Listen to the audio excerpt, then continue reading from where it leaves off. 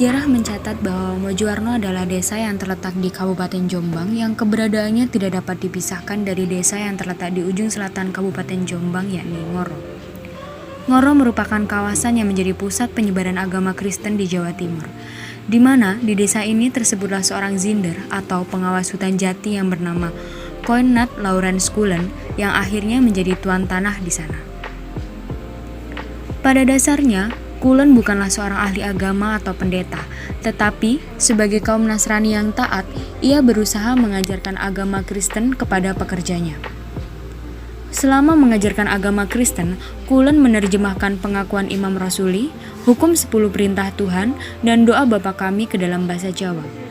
Maka dari itulah, ajaran Kristen yang diajarkan oleh Cullen mudah diterima karena dianggap sesuai dengan karakter masyarakat dan budaya lokal yang sedang berkembang.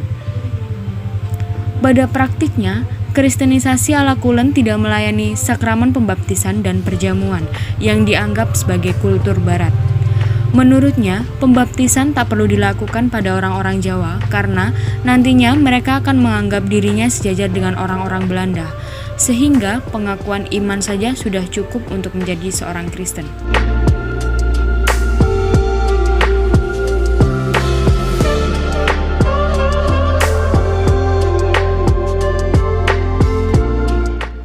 Beberapa tokoh yang tertarik terhadap ajaran Kristen ala Cullen diantaranya ialah Dito Truno, Singo Truno, Wiryoguno, dan Kasan.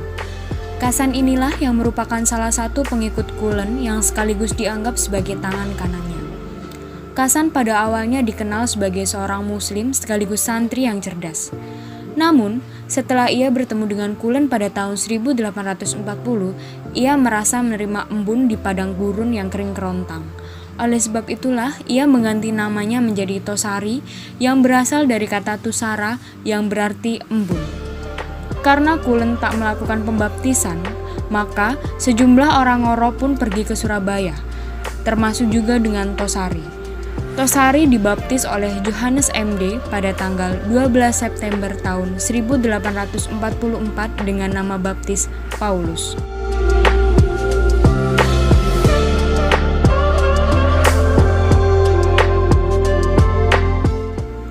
Tosari inilah yang kemudian dikenal sebagai sosok yang mencetuskan dibabatnya hutan Krakil oleh Dito Truno dan Singo Truno yang telah diusir oleh Cullen karena dianggap telah membangkang norma sosial dan mengganggu ketenangan masyarakat desa Ngoro. Pembabatan hutan Krakil pun juga dibantu oleh Wiryoguno. Diketahui setelah 10 hari lamanya, gubuk-gubuk pun berhasil dibangun, dan rombongan ini pun pamit kepada Cullen untuk menempati pendukuhan yang baru. Selanjutnya, Wiryoguno menyampaikan idenya kepada Dito Truno bahwa pendukuhan yang baru dibuka ini sebaiknya dinamakan Mojowarno.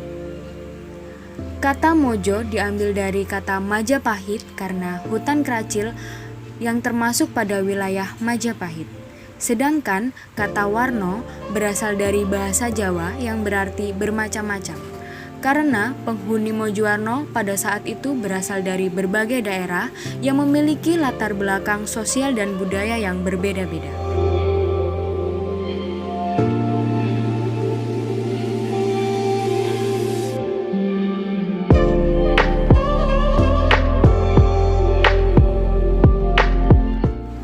Kemudian, pada tahun 1851, datanglah seorang pengabar Injil, yakni Jelle L.C. Jellesma, selaku pendeta yang ditugaskan di Mojowarno oleh Nederlands Zending Genootschap. Saat Jellesma tiba di Mojowarno, jemaat sudah mencapai 244 orang, angka yang dianggap besar untuk sebuah desa yang pelosok.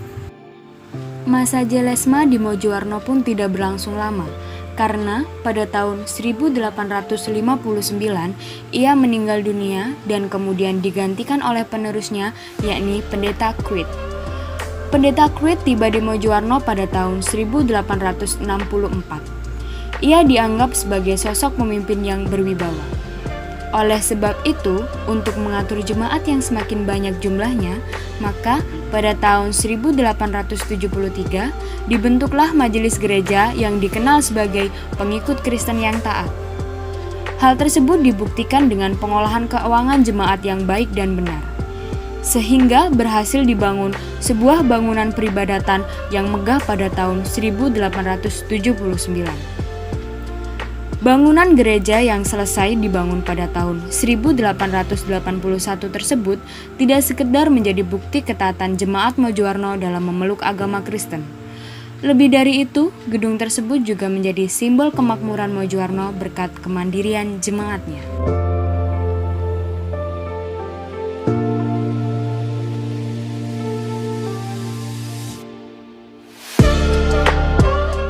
Memasuki tahun 1900, jemaat Kristen di Mojowarno pun sudah mencapai angka 3.555 orang.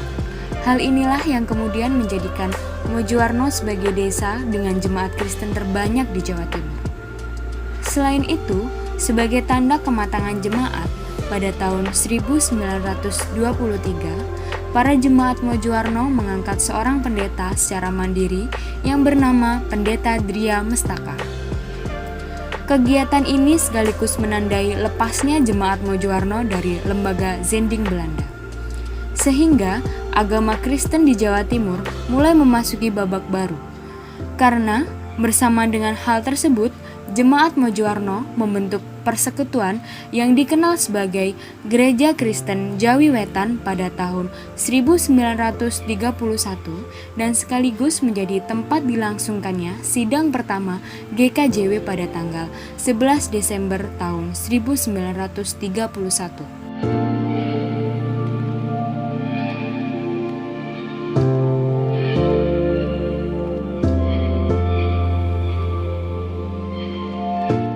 Diketahui sampai dengan saat ini, bangunan Gereja Kristen Jawi Wetan Mojowarno pernah mengalami pemugaran, yakni pada tahun 1924 yang selesai pada tahun 1949 dan kemudian disusul dengan pemugaran yang kedua yang dilaksanakan pada tahun 1988.